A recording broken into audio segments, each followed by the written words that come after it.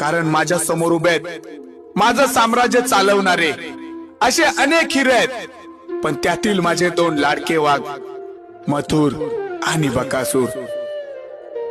मथुर, तू मैदानात पाऊल टाकतोस ना तेव्हा मातीचाही अभिमान वाढतो. तुझ्या नजरेत जो आत्मविश्वास आहे ना तो पाहून माझं तरुण पण आठवतं. आणि बकासूर, तुझ्याबद्दल तर काय बोलावं, तू तर वीज आहेस रे, वीज जी आकाशात कडाडते आणि मैदानात धडाडते अशी वीज. 12 वेळा हिंद केसरी झालेला बकासूर. तुला सांगू का, हे फक्त किताब नाहीत, ही इतिहासाची ओळ आहे. तू मैदानात उतरतोस तेव्हा गर्दी थरथरते.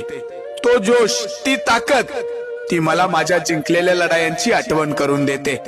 तुम्ही दोघं आज जिथं उभे आहात ना तिथं पोहोचण्यासाठी मी आयुष्य घालवलंय. माझ्या श्वासातली शेवटची ताकद मी मैदानावर सोडली. आणि आज जेव्हा तुम्ही धावताय ना तेव्हा मला वाटतं माझं स्वप्न जिवंत आहे.